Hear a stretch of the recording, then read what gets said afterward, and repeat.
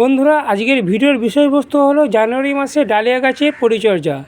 এই জানুয়ারি মাসে যখন ডালিয়ার ফুলগুলো ফুটতে আরম্ভ করবে তখন কি খাবার দিতে হবে এবং অনেক বড় সাইজের ডালিয়া ফুল পেতে গেলে ও অনেক বেশি পরিমাণে ডালিয়া গাছে কুঁড়ি আনতে গেলে গাছের মাটিতে কী ধরনের খাবার এই সময় প্রয়োগ করতে হবে, গাছের পাতাতেই বা কী ধরনের খাবার এই সময় স্প্রে করতে হবে, গাছের পাতাগুলোকে সবুজ টানটান রাখার জন্য ও পোকামাকড়ের আক্রমণের হাত থেকে ডালিয়া গাছগুলোকে বাঁচাবার জন্য কী ধরনের কীটনাশক এই সময় প্রয়োগ করতে হবে, এছাড়া কিছু ছোট ছোট গুরুত্বপূর্ণ ডালিয়া গাছ সংক্রান্ত তথ্য এই ভিডিওতে আমি স্টেপ বাই স্টেপ আলোচনা করব। তাই বন্ধুরা, আমি তোমাদের কাছে একান্তভাবে অনুরোধ করব যে আজকের এই ভিডিওটা তোমরা একটু স্কিপ করো না।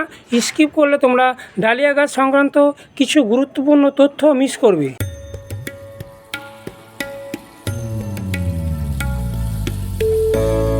নমস্কার বন্ধুরা, সঞ্জয় হর্টিকালচার চ্যানেলে তোমাদের সবাইকে স্বাগত। বন্ধুরা, আজকে টাইটেল আর থাম্বনেল দেখে বুঝে গেছো যে আজকে আমি তোমাদের সাথে কী বিষয় নিয়ে আলোচনা করতে যাচ্ছি। বন্ধুরা, এই জানুয়ারি মাসে যখন আমাদের এই ডালিয়া ফুলগুলো ফুটতে আরম্ভ করবে এবং সেই সময় আমরা এই ডালিয়া গাছে কী খাবার দেবো সেই বিষয়ে ভীষণভাবে চিন্তিত হয়ে পড়ি যে আমাদের এই ডালিয়া ফুলগুলোর কালার যাতে দীর্ঘদিন স্থায়ী হয় এবং ফুলের সাইজ যাতে বড় হয় সেই জন্য কী ধরনের খাবার আমরা এই সময় ডালিয়া গাছেতে প্রয়োগ করব। নাইট্রোজেনযুক্ত খাবার দেবো কি দেবো না, এই নিয়ে আমরা ভীষণভাবে চিন্তিত হয়ে থাকি। তাই আজকের ভিডিওতে বলবো যখন এই ডালিয়া ফুলগুলো ফুটবে তখন আমরা এই গাছেতে কী খাবার দেবো এবং তার সাথে সাথে বলবো ডালিয়া গাছ সংক্রান্ত ছোট ছোট 7খানা পরিচর্যা, যে 7টা পরিচর্যা করার ফলে আমাদের ডালিয়া গাছেতে যেরকম অনেক বেশি পরিমাণে কুঁড়ি আসবে সেরকম ডালিয়া গাছের ফুলগুলো হবে অনেকটা বড় সাইজের। প্রথম যে কাজটা করতে হবে, এরকম বড় সাইজের ডালিয়া ফুল পেতে গেলে ডালিয়া গাছেতে প্রচুর পরিমাণে এনার্জির দরকার লাগে। এই এনার্জিটা পায় ডালিয়া গাছ রোদ্দুর থেকে। তাই যেখানে দিনে 5 থেকে 6 ঘন্টা রোদ্দুর আসে সেরকম জায়গায় আমাদের এই ডালিয়া গাছগুলোকে রাখতে হবে।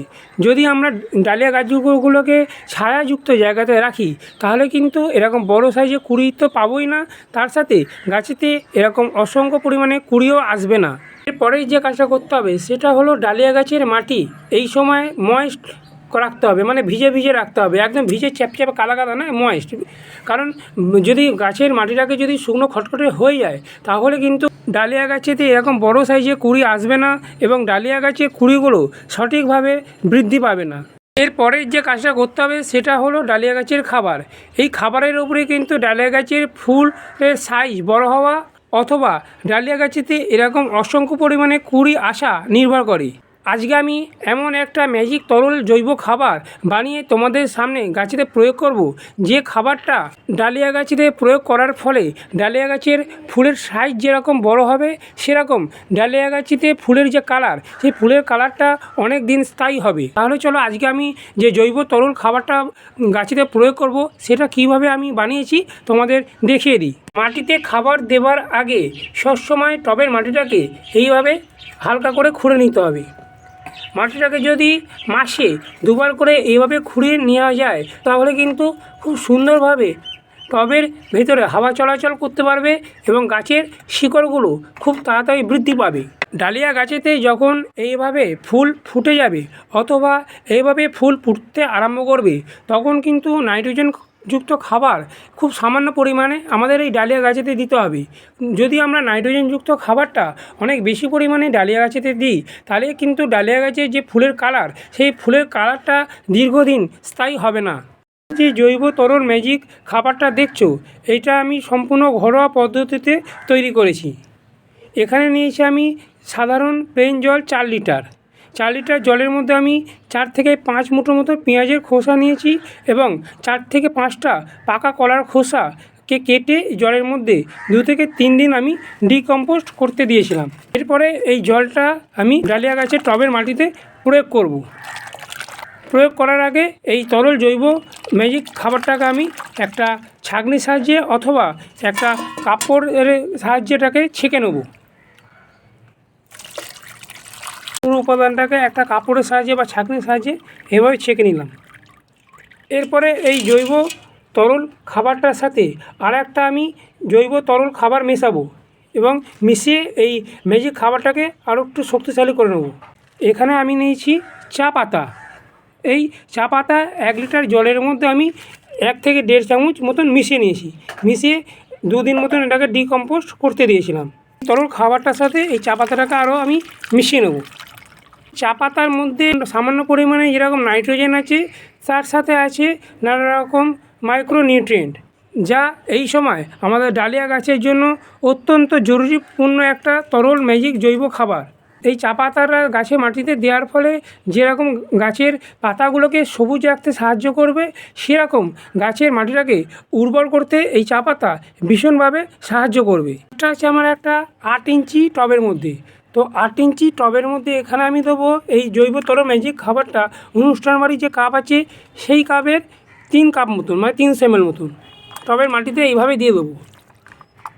এই জৈব তরল খাবারটা টবের মাটিতে দেওয়ার আগে টবের মাটিটাকে যেদিনকে খাবার দেবে তার আগের দিনকে কিন্তু টবের মাটিটাকে খুব ভালোভাবে ভিজিয়ে নিতে হবে, মানে ময়েস্ট রাখতে হবে। শুকনো মাটিতে যদি এই তরল জৈব খাবারটা দেওয়া হয় তাহলে কিন্তু কোনো রকম কাজ করবে না। তাই যেদিনকে এই জৈব তরল ম্যাজিক খাবারটা দেওয়া হবে তার আগের দিনকে গাছের মাটিটাকে খুব ভালোভাবে ভিজিয়ে নিয়ে খুঁড়ে নিতে হবে। জৈব তরল খাবারটা টবের মাটিতে যদি একটু বেশিও দেওয়া হয় তাহলে কিন্তু কোনো রকম গাছের ক্ষতি হবে না, কারণ এটা সম্পূর্ণরূপে জৈব তরল ম্যাজিক খাবারটা ডালিয়া গাছে মাটিতে সপ্তাহে 1 বার করে দিতে হবে এবং তার সাথে সাথে দিতে হবে এনপিকে 19-19-19 কিংবা এনপিকে 20-20-20। 1 লিটার জলে 2 গ্রাম গুলে সকালের দিকে অথবা বিকেলের দিকে গাছের পাতাতে স্প্রে করতে হবে এবং কিছুটা জল গাছের মাটিতে দিয়ে দিতে হবে। এর ফলে গাছেতে যেরকম আসবে অসংখ্য পরিমাণে কুঁড়ি, তার সাথে সাথে গাছের যে কুঁড়ির যে সাইজ, সেই কুঁড়ির সাইজ অথবা ফুলের যে সাইজ, সেই ফুলের সাইজটা হবে অনেকটা বড়। যে কাজটা করতে হবে সেটা হলো ডালিয়া গাছের নিচের দিকের পাতাগুলো দেখো এইভাবে শুকিয়ে যাচ্ছে। এইগুলো কিসের জন্য হচ্ছে? এইগুলো হয় সকালের দিকে আমাদের ডালিয়া গাছে পাতাতে কুয়াশা পড়ে।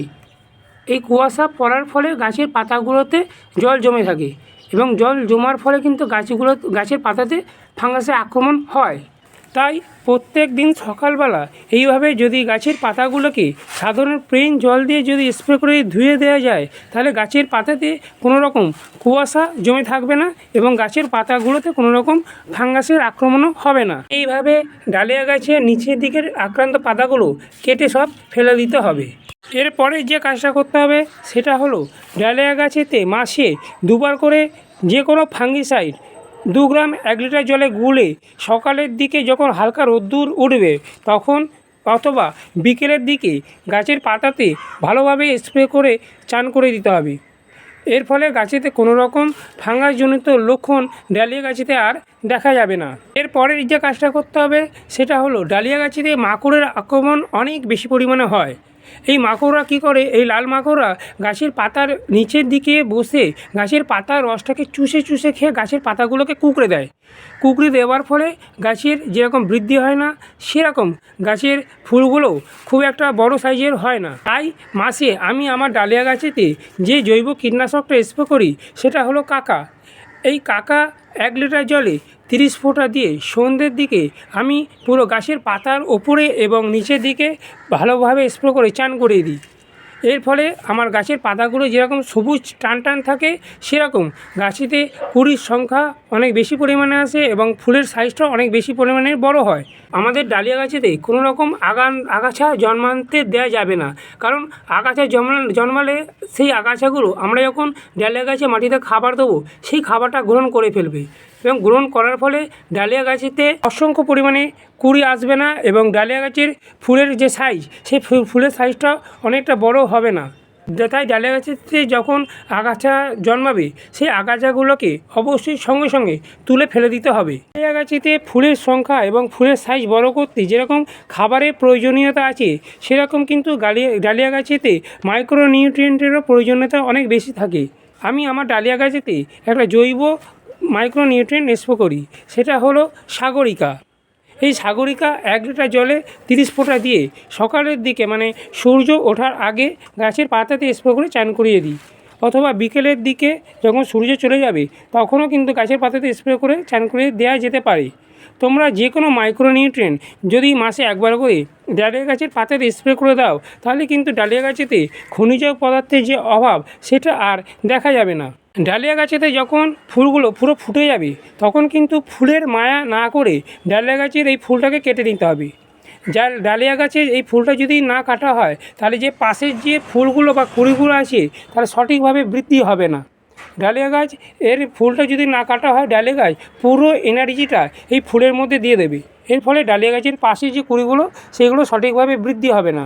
তাই এইভাবে ডালিয়া গাছের যে ফুলগুলো ফুটে যাবে সেগুলোকে কাঁচি দিয়ে কেটে দিতে হবে। এইভাবে ডালিয়া গাছের যে ফুলগুলো ফুটে যাবে সেইগুলোকে এইভাবে কেটে দেবো এবং কাটা জায়গাতে ফাঙ্গিসাইড অবশ্যই কাটা জায়গাগুলোতে ফাঙ্গিসাইড লাগিয়ে দেবে। বন্ধুরা, এটা গেল জানুয়ারি মাসে ডালিয়া গাছের পরিচর্যা বিষয়ে আলোচনা। যদি আমার এই ভিডিওটা তোমাদের এতটুকু উপকারে লাগে তাহলে অবশ্যই ভিডিওটাতে একটা লাইক দিও এবং চ্যানেলটাকে সাবস্ক্রাইব করে আমার পাশে থেকো।